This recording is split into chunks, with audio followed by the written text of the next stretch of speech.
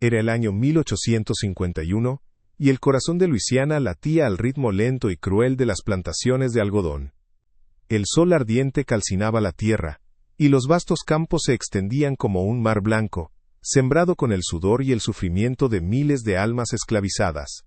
En este rincón profundo del sur de los Estados Unidos, la vida era una cadena inquebrantable para muchos, y una ley de hierro para otros.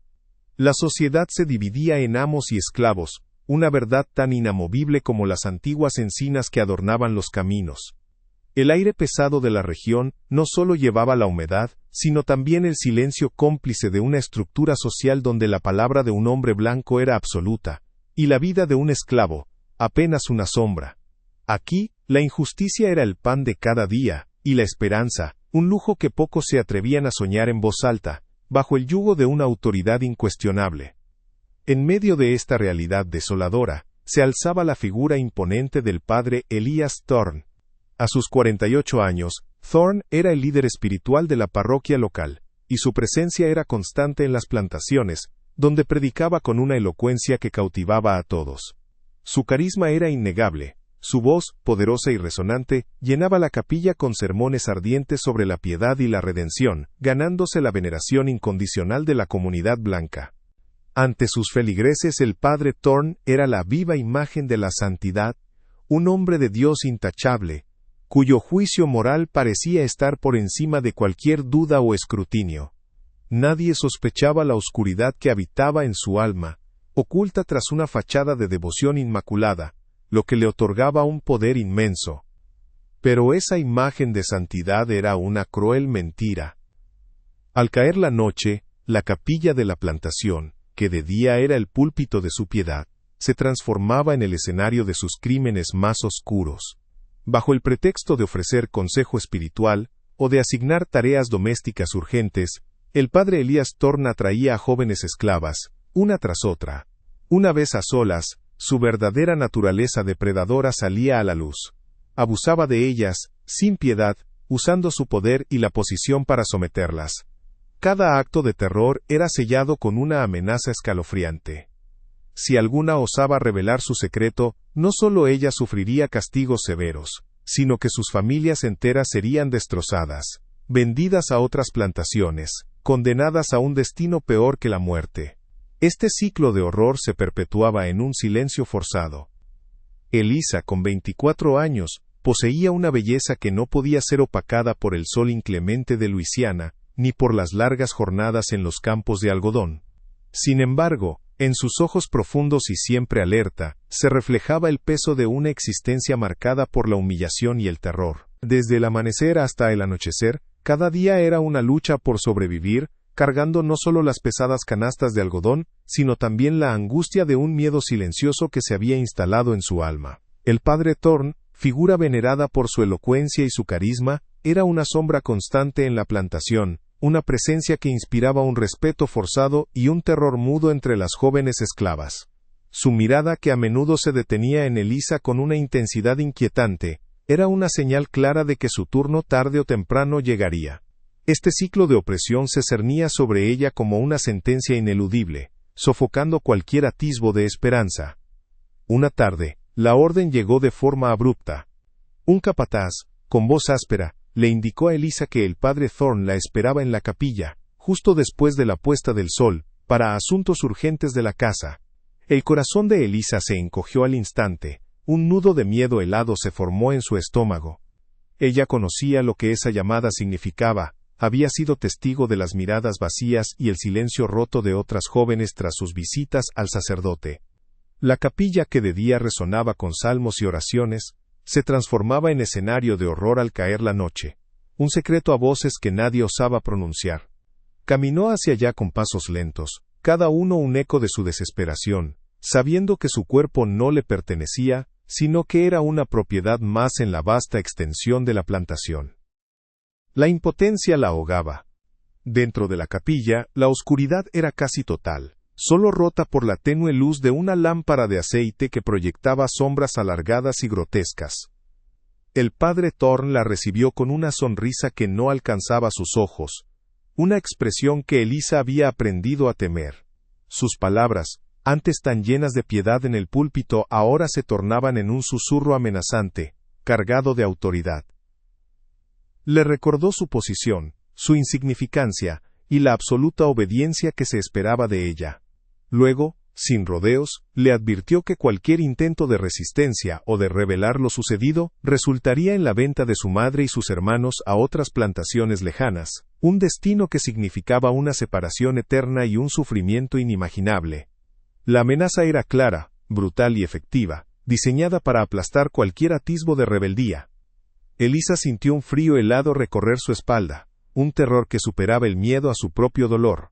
La imagen vívida de su familia, desmembrada y dispersa por diferentes plantaciones, se grabó a fuego en su mente, sellando sus labios con un silencio forzado e insoportable. Se sintió despojada de todo, de su cuerpo, de su voz, de su dignidad. La humillación era tan profunda que la ahogaba, una herida fresca y sangrante que no cicatrizaría. Al salir de la capilla, bajo el manto cómplice de la noche, se arrastró de vuelta a su barracón, intentando con todas sus fuerzas que nadie notara su angustia, pero en la oscuridad de su alma, más allá del miedo y la vergüenza, una pequeña e indomable chispa de resentimiento y resistencia comenzaba a arder con una furia contenida, una semilla de algo que trascendería la mera supervivencia. La injusticia se había vuelto una afrenta personal. No era la primera ni sería la última, Elisa lo sabía con certeza. Las miradas perdidas de otras mujeres jóvenes en la plantación, sus silencios cargados de secretos, eran testimonios vivientes de la misma crueldad.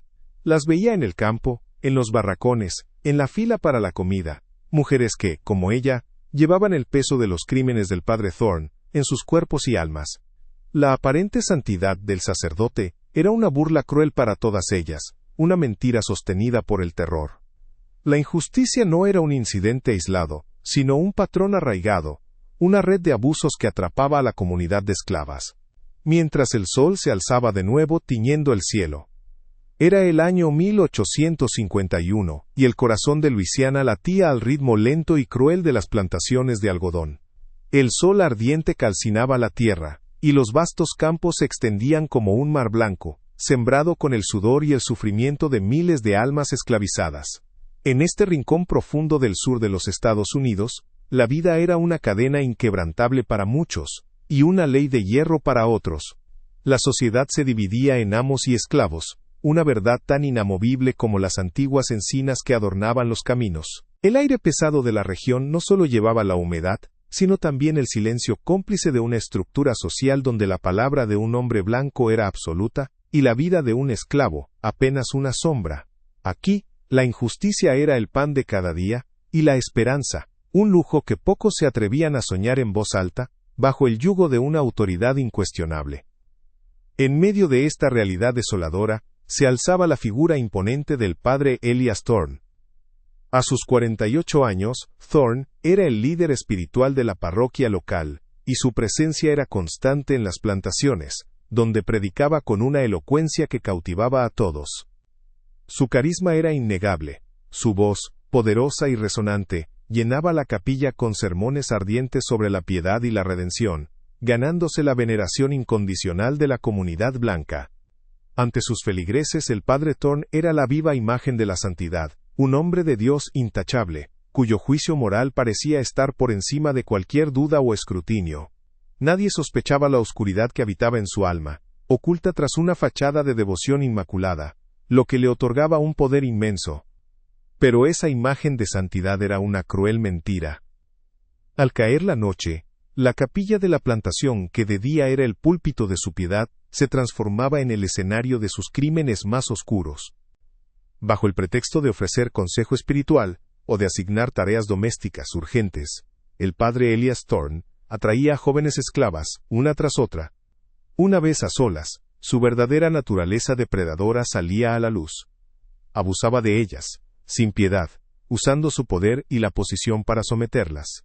Cada acto de terror era sellado con una amenaza escalofriante. Si alguna osaba revelar su secreto, no solo ella sufriría castigos severos, sino que sus familias enteras serían destrozadas, vendidas a otras plantaciones, condenadas a un destino peor que la muerte. Este ciclo de horror se perpetuaba en un silencio forzado.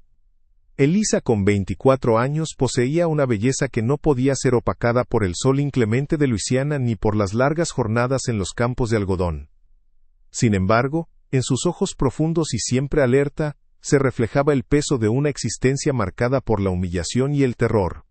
Desde el amanecer hasta el anochecer, cada día era una lucha por sobrevivir, cargando no solo las pesadas canastas de algodón, sino también la angustia de un miedo silencioso que se había instalado en su alma. El padre Thorne, figura venerada por su elocuencia y su carisma, era una sombra constante en la plantación, una presencia que inspiraba un respeto forzado y un terror mudo entre las jóvenes esclavas.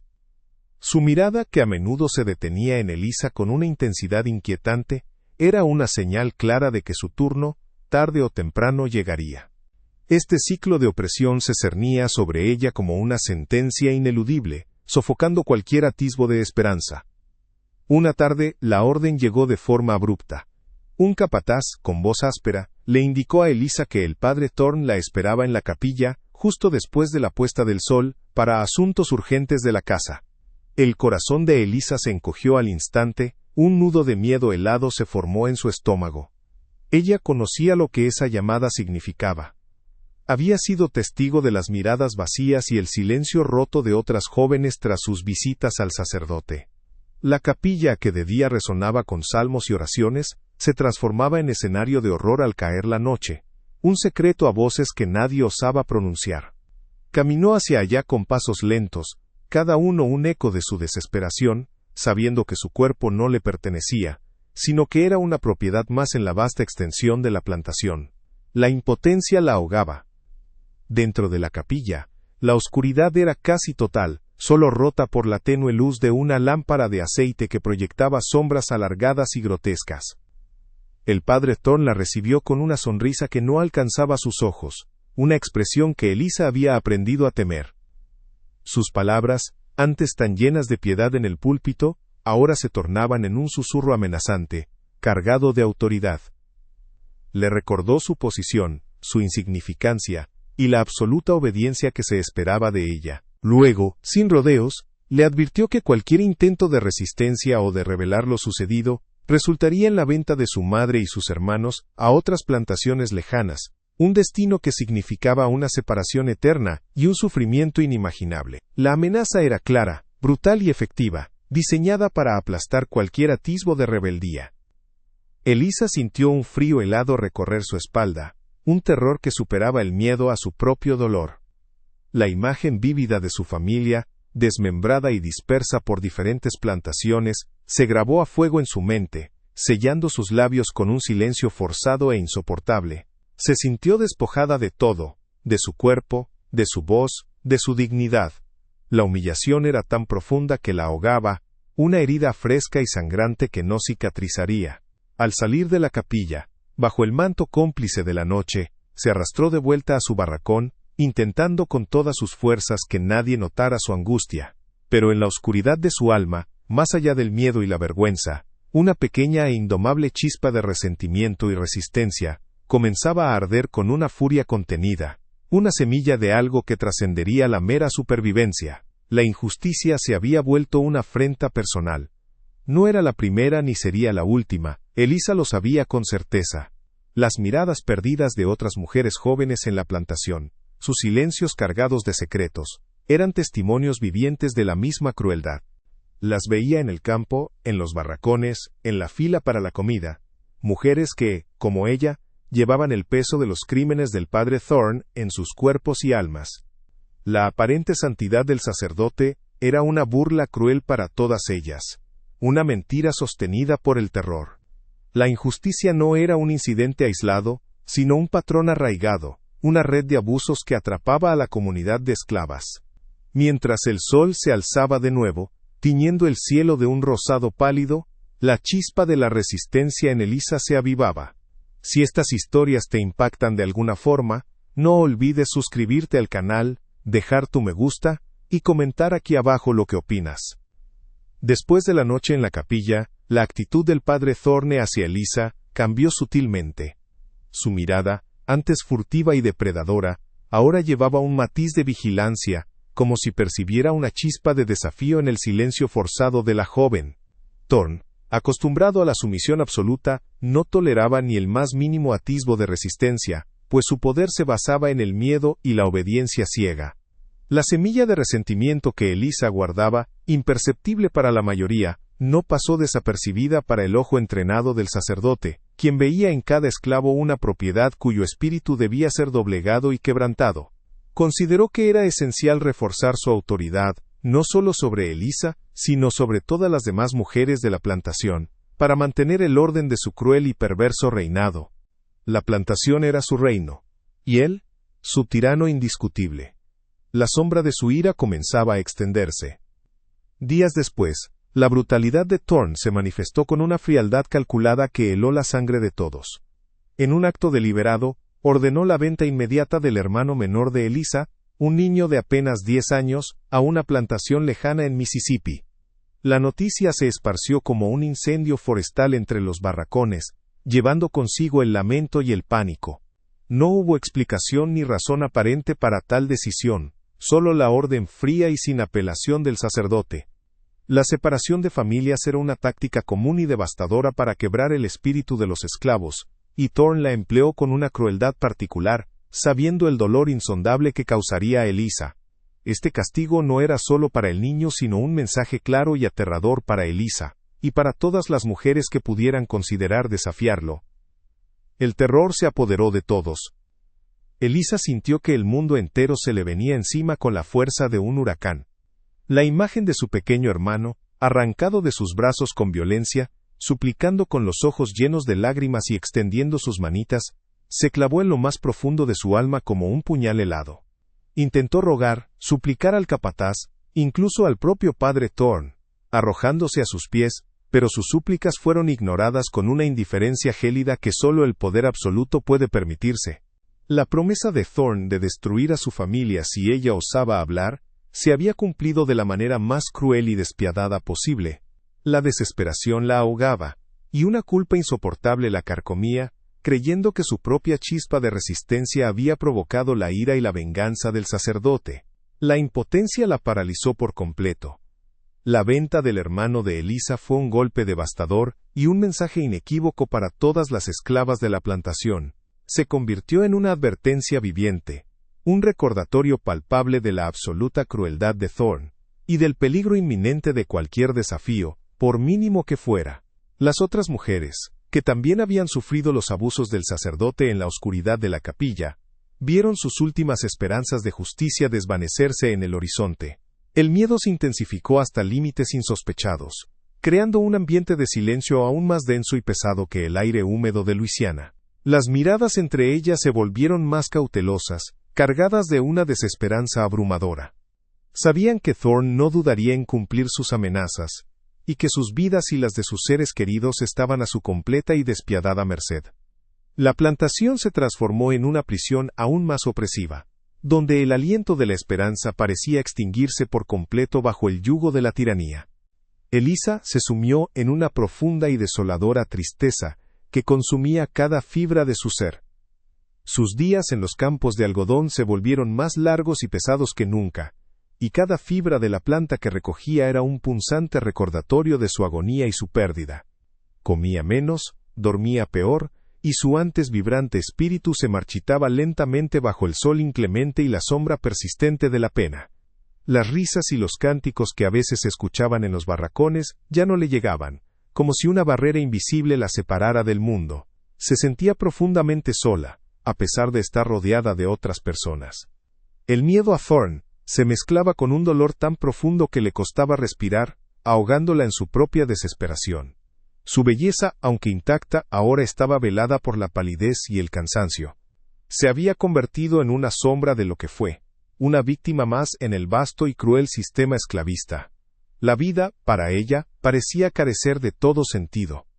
En ese momento de profunda oscuridad, la idea de la resistencia parecía una quimera lejana, un sueño imposible de alcanzar en la noche más oscura de sus vidas.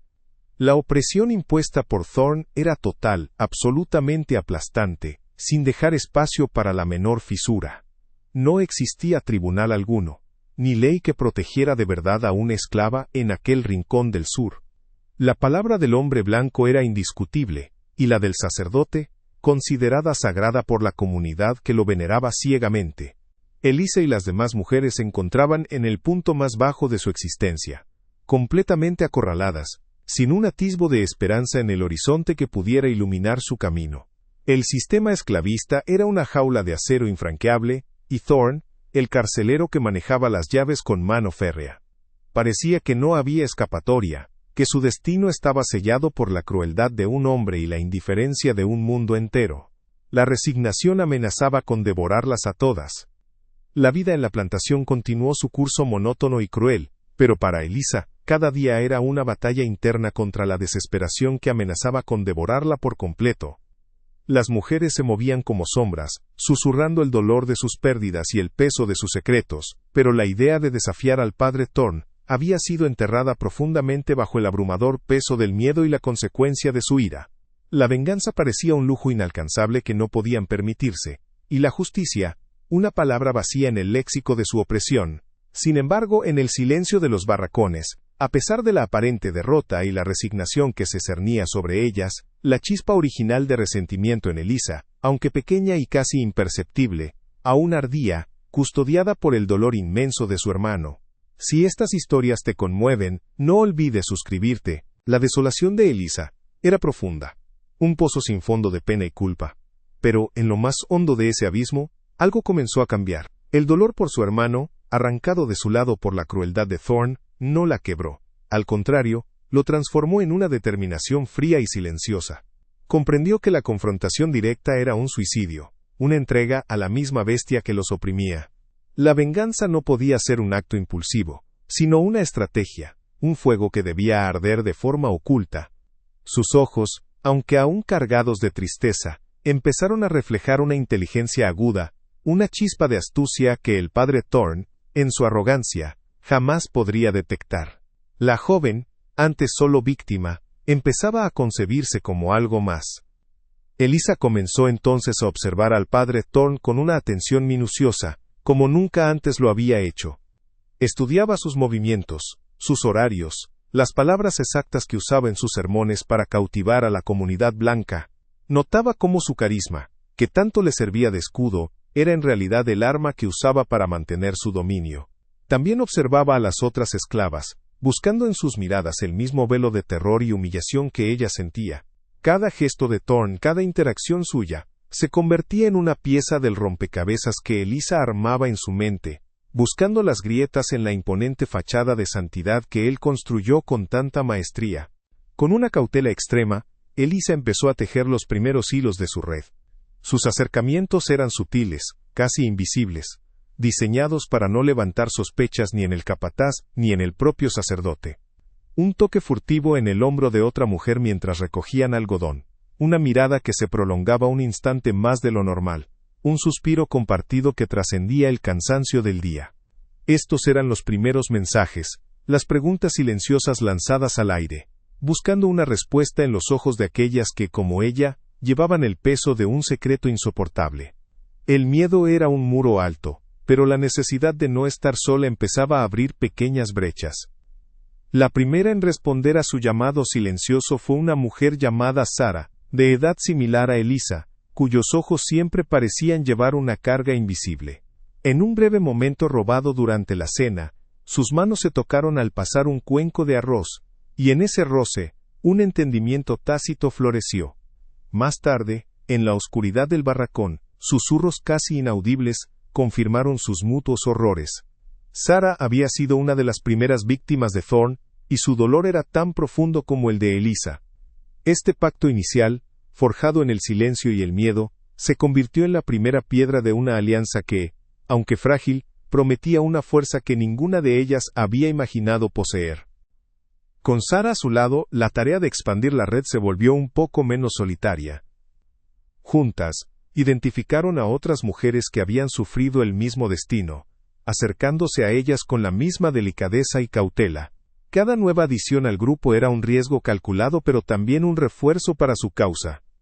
Las conversaciones se daban en los campos, bajo el sol abrasador, con palabras que parecían hablar de cosechas, pero que en realidad escondían el verdadero propósito de sus encuentros. El terror de Thorne era un enemigo común, y la promesa de una posible liberación, una esperanza que comenzaba a encenderse en sus corazones, superando poco a poco el miedo paralizante. A medida que más mujeres se unían, un total de 10, incluyendo a Elisa, comenzaron a reunirse en secreto. Sus encuentros eran breves y peligrosos, en rincones ocultos de la plantación, bajo el manto de la noche, o mientras realizaban tareas que les permitían estar juntas sin levantar sospechas, como ir por agua al río. Allí, compartían sus historias, sus cicatrices invisibles, y el peso abrumador de su silencio. La rabia y la humillación se transformaban, poco a poco, en un propósito colectivo. Ya no eran víctimas aisladas, sino un grupo unido por una causa, forjando una hermandad de resistencia en la sombra. Elisa, con su mente ágil y su determinación inquebrantable, se erigió como la líder silenciosa de este grupo. Juntas, discutieron cómo podrían confrontar al sacerdote. Sabían que la fuerza física era impensable, y que la ley no les ofrecería protección. Su única arma era la verdad, y debían usarla de una manera que destruyera lo que Thorne más valoraba: su reputación inmaculada y su poder ante la comunidad blanca. La idea de una exposición pública, en el lugar que él consideraba su santuario, empezó a tomar forma, una chispa audaz que prometía prender un fuego imparable. El plan, aunque aterrador, se consolidó. Confrontarían al padre Thorne en la iglesia principal del pueblo, durante uno de sus sermones dominicales. Este era el escenario perfecto, el lugar donde su hipocresía era más evidente, donde su poder se manifestaba con más fuerza. La acción no buscaba el castigo físico, sino la destrucción moral y pública de su fachada. El riesgo era inmenso, las consecuencias inimaginables para ellas y sus familias, pero la sed de justicia y la necesidad de silenciar al monstruo era más fuerte que cualquier miedo. Si esta historia te mantiene al borde de tu asiento, no olvides suscribirte para no perderte el desenlace, dejar tu like y compartir tu opinión. Las 10 mujeres, unidas por su dolor y su valentía, ya no eran meras esclavas. Se habían convertido en conspiradoras, en portadoras de una verdad explosiva, listas para detonarla en el momento preciso. La transformación interior de Elisa era palpable. Su miedo se había convertido en una resolución férrea, su tristeza en una chispa de coraje. La tensión en la plantación aumentaba con cada día que pasaba. Pero el padre Thorne, ciego en su arrogancia y su sentido de impunidad, seguía ajeno a la tormenta que se gestaba en las sombras, una tormenta que amenazaba con derrumbar su mundo. Elisa sabía que la verdad sola no bastaría, necesitaba pruebas irrefutables, algo más que sus palabras para desmantelar la fachada del padre Thorne. Con una astucia que la desesperación había forjado, comenzó a observar cada detalle de la vida del sacerdote. Escuchaba a los capataces, a las otras mujeres, notando patrones en los horarios de Thorne, en sus llamadas nocturnas. Cada vez que él pasaba, sus ojos seguían sus movimientos con una intensidad fría, memorizando gestos, expresiones, cualquier anomalía. No buscaba confrontación, sino conocimiento, las debilidades en su armadura de santidad, los hilos que lo conectaban con sus crímenes. Su mente se había convertido en un archivo viviente de la hipocresía. La recolección de pruebas era una tarea peligrosa y sutil. Elisa y las otras mujeres no podían dejar huellas. Comenzaron a identificar objetos pequeños, detalles del entorno de Thorne que podrían servir como evidencia circunstancial. Por ejemplo, Sarah recordó un pañuelo de seda que Thorne siempre llevaba, y que una vez olvidó en la capilla tras uno de sus encuentros forzados. Un objeto que, aunque luego recuperó, era una pieza más en el rompecabezas. Otra mujer, Mary, notó un anillo particular que el padre usaba, y cómo, en un momento de pánico, lo había quitado antes de que alguien lo viera. Pequeños detalles que, unidos, pintarían un cuadro claro. Elisa entendió que la comunidad blanca estaba cegada por la devoción al padre Thorne. Para que su confesión tuviera peso, necesitaban sembrar dudas antes de la gran revelación. Las mujeres comenzaron a hablar entre ellas, en voz baja, en presencia de los criados de la casa principal o de otros capataces de confianza relativa. No acusaban directamente, sino que hacían preguntas inocentes sobre la salud del padre, o comentarios sobre su cansancio después de las largas noches de oración. La intención era crear pequeñas grietas en la imagen perfecta del sacerdote, hacer que la gente empezara a cuestionar, aunque fuera mínimamente, su inmaculada reputación. La estrategia de Elisa también incluía pequeñas acciones de sabotaje que no levantarían sospechas, pero que desgastarían la imagen de Thorne.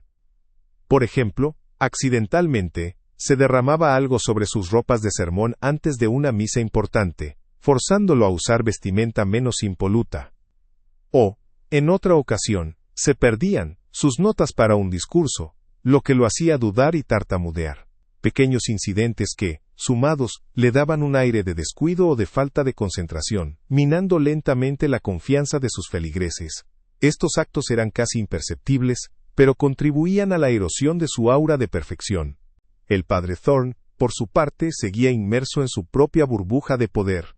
Las pequeñas interrupciones o los comentarios susurrados sobre su salud le parecían insignificantes, meros inconvenientes. Atribuía cualquier incidente a la incompetencia de los esclavos o a la mala suerte, sin sospechar que detrás de ellos se escondía una mente calculadora. Su arrogancia era tal que no podía concebir que las personas que consideraba su propiedad, especialmente las mujeres, pudieran organizarse en su contra. Creía firmemente que su control era absoluto, que el miedo que había infundido era suficiente para mantener a todos en silencio, y que su posición era intocable. Si esta historia te está atrapando, no olvides darle un me gusta al video, suscribirte al canal y dejar tu comentario. Mientras Elisa y las demás ejecutaban su plan, la tensión en la plantación era palpable, aunque invisible para la mayoría. Las mujeres se movían con una mezcla de miedo y una resolución férrea. Cada acción, por pequeña que fuera, las acercaba un paso más al precipicio de la revelación, y cada día que pasaba, la posibilidad de ser descubiertas era mayor. Pero Elisa ya no sentía el terror paralizante de antes. El recuerdo de su hermano, la humillación sufrida, la rabia acumulada, todo se había transformado en una fuerza inquebrantable que la impulsaba hacia adelante. Sabía que el momento de la verdad se acercaba, y estaba lista para enfrentar las consecuencias, cualesquiera que fueran. El día del sermón dominical se acercaba, y las mujeres habían ultimado los detalles de su audaz plan. Habían ensayado sus movimientos, sus palabras, preparándose para el momento en que tendrían que romper años de silencio frente a toda la comunidad. El padre Thorne, ajeno a la tormenta que se avecinaba, se preparaba para su habitual sermón, confiado en su elocuencia y su autoridad. No sabía que el escenario de su triunfo, la iglesia principal del pueblo, se convertiría en el lugar de su caída, y que las propiedades que había subestimado serían las que desatarían su perdición. El tablero estaba puesto, y el juego estaba a punto de cambiar. Era un domingo caluroso y la iglesia principal del pueblo estaba repleta más de lo habitual. Los bancos de madera crujían bajo el peso de la congregación, vestida con sus mejores galas, buscando consuelo y guía en la palabra de Dios. El padre Elias Thorne, en el púlpito, irradiaba su carisma habitual, su figura imponente dominando el espacio sagrado. Su voz resonaba, llena de fervor, mientras pronunciaba un sermón encendido sobre la moralidad, el pecado y la redención, con la seguridad de quien se sabe intocable y venerado por todos. La comunidad blanca asentía, absorbida por sus palabras. El aire era denso, cargado con el perfume de las damas y el aliento sofocante del verano de Luisiana. Nadie esperaba que ese día, la rutina solemne se rompería de una forma que sacudiría los cimientos de su tranquila y piadosa existencia, revelando verdades ocultas por años. En ese instante, las puertas traseras de la iglesia se abrieron lentamente. Por ellas entraron Elisa y las otras 9 mujeres, vestidas con sus ropas más humildes, pero con una dignidad inquebrantable en cada paso. Sus ojos, antes sumisos, ahora brillaban con una resolución que heló la sangre de algunos. El murmullo inicial de sorpresa se convirtió en un silencio sepulcral cuando Elisa, sin titubear, avanzó unos pasos por el pasillo central. Su voz, aunque embargada por la emoción y años de miedo, resonó clara y firme por encima del aturdido silencio. «Padre Thorne», dijo su voz rompiendo la solemnidad del sermón, «usted nos ha hablado de moralidad y pecado. Pero hay un pecado mayor, uno que usted conoce bien, que se esconde detrás de sus palabras santas». La interrupción fue audaz, impensable. El padre Thorne detuvo su discurso, su rostro enrojeciendo de ira y confusión ante la inesperada insolencia de una esclava. La congregación, atónita, no sabía cómo reaccionar ante tal sacrilegio, sus miradas divididas entre la joven y el venerado sacerdote. El padre Thorne, visiblemente molesto, intentó recuperar el control. «Silencio, muchacha», espetó con autoridad, esperando que su voz severa bastara para aplastar la insurrección. «No es este el lugar ni el momento para tales imprudencias». Pero Elisa no se amedrentó. Con la fuerza que solo la desesperación y la verdad pueden otorgar, continuó, su voz cobrando más volumen. «Usted habla de la palabra de Dios, pero su capilla, padre, no ha sido un lugar de oración, sino de tormento. Ha sido el escenario de sus crímenes más oscuros, bajo el manto de la noche y la autoridad que le confiere su posición». La congregación comenzó a murmurar, la incredulidad chocando con la cruda acusación que se alzaba desde el fondo de la iglesia. Mientras Elisa pronunciaba estas palabras devastadoras, una a una las otras 9 mujeres que la acompañaban comenzaron a levantarse de sus lugares en la parte trasera de la iglesia. Sus movimientos eran lentos, deliberados, cada una de ellas sumando su presencia silenciosa al testimonio de Elisa. Sus rostros, marcados por el sufrimiento, pero ahora iluminados por una nueva y feroz determinación, miraban directamente al padre Thorne. No necesitaban hablar. Sus ojos, sus posturas, la mera existencia de tantas mujeres unidas por la misma verdad, eran una confirmación innegable de cada palabra de Elisa. La fuerza de su unión era un golpe visual que la congregación no pudo ignorar, una marea de valentía que inundaba el santuario. El pánico comenzó a apoderarse de la congregación. Lo que al principio parecía una locura o un arrebato de una esclava, ahora se transformaba en una acusación colectiva, respaldada por la presencia de 10 mujeres valientes y silenciadas. Los murmullos se hicieron más fuertes, la gente se removía incómoda en sus asientos, algunos se ponían de pie, intentando ver mejor, intentando comprender la magnitud de lo que estaba ocurriendo. Las damas de la sociedad que tanto veneraban a Thorne, se miraban entre sí con horror y confusión, sus rostros pálidos. La fachada de santidad del sacerdote, construida con años de sermones elocuentes y devoción aparente, empezaba a desmoronarse frente a los ojos de todos, revelando la oscuridad que se ocultaba debajo.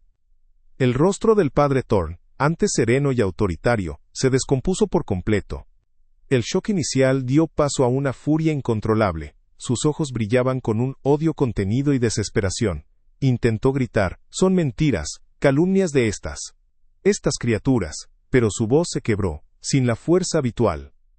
Su cuerpo temblaba, no de indignación, sino de miedo ante la exposición pública de sus atrocidades. La máscara de piedad se había desprendido, revelando al depredador que siempre fue. Sus manos se aferraban al púlpito con tanta fuerza que sus nudillos se pusieron blancos, como si quisiera aferrarse a su poder, a su reputación, que se escapaban entre sus dedos como arena. Su mundo se venía abajo ante los ojos de todos. Un silencio tenso casi palpable se apoderó de la iglesia. No era el silencio de la devoción, sino el de la vergüenza y el escándalo que resonaban en cada rincón. La verdad, cruda y dolorosa, había sido expuesta a plena luz del día, rompiendo el velo de hipocresía que cubría a la comunidad entera. El padre Thorne, el hombre intachable, el líder espiritual, estaba desenmascarado, su poder y estatus destrozados en un instante. Para Elisa y las otras mujeres, este momento era una catarsis largamente esperada, una liberación del terror que las había oprimido por tanto tiempo. La justicia no era una espada o una ley, sino la voz colectiva de las víctimas, que finalmente había encontrado la fuerza para gritar su verdad. Si esta historia te ha impactado de alguna forma, no olvides suscribirte al canal, dejar tu like y comentar aquí abajo lo que opinas. Tras la impactante revelación en la iglesia, la vida en el pueblo de Luisiana nunca volvió a ser la misma.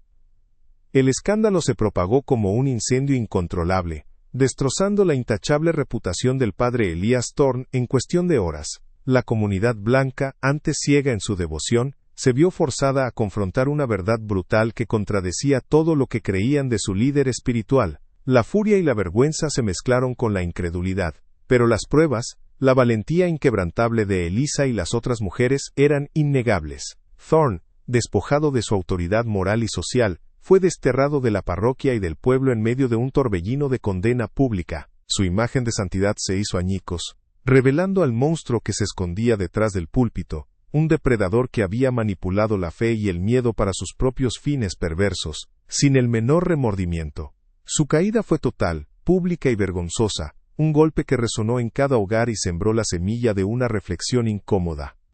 Para Elisa y las otras 9 mujeres, el desenlace no fue una liberación inmediata del yugo de la esclavitud, pues el sistema seguía intacto y cruel. Sin embargo, su acto de valentía les otorgó una dignidad innegable y una nueva forma de respeto, incluso por parte de algunos amos que antes las veían como meras propiedades. Ya no eran solo esclavas, sino las mujeres que habían derribado a un hombre de Dios intocable. La plantación donde vivían se convirtió en un lugar diferente. Los capataces y los dueños, aunque no reconocían formalmente su victoria, actuaban con una cautela y una observación renovadas, conscientes de la fuerza que habían demostrado. La historia de su audacia se extendió en susurros por las plantaciones vecinas, inspirando un atisbo de esperanza y demostrando que la voz de los oprimidos, cuando se alzaba unida, podía tener un poder inimaginable, rompiendo el silencio cómplice y la sumisión. La historia de Elisa y las mujeres no derribó el sistema esclavista de la noche a la mañana, pues sus raíces eran demasiado profundas y amargas. Sin embargo, sí plantó una semilla de cambio profundo en la conciencia de quienes la escucharon. Se convirtió en una leyenda susurrada entre los barracones de todo el sur. Un cuento de resistencia que alimentaba la esperanza en secreto, demostrando que incluso el poder más absoluto podía ser desafiado.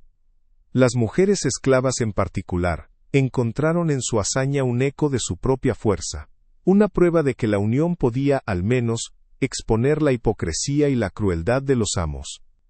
Este acto de valentía colectiva dejó una cicatriz imborrable en la conciencia de la comunidad, obligando a algunos a cuestionar la moralidad de aquellos que usaban la religión para justificar sus atrocidades. La venganza no fue con violencia sino con la verdad innegable, y fue una lección dolorosa para quienes creían estar por encima de todo juicio. La odisea de Elisa y sus compañeras nos enseña que la dignidad humana, aunque pisoteada, jamás puede ser extinguida por completo. Su voz colectiva demostró que la verdad, por más incómoda que sea, siempre encuentra un camino para salir a la luz y desmoronar las más robustas fachadas de poder y santidad. Es una lección sobre la capacidad humana de encontrar dignidad y justicia incluso en las circunstancias más brutales, revelando la fragilidad moral de una sociedad construida sobre la injusticia y el silencio. La verdadera venganza no reside en el derramamiento de sangre, sino en la exposición de la verdad, en la destrucción de la reputación y el poder de un tirano, logrando una justicia moral que perdura. Si esta historia te ha impactado de alguna forma, no olvides suscribirte al canal, dejar tu me gusta y comentar aquí abajo lo que opinas.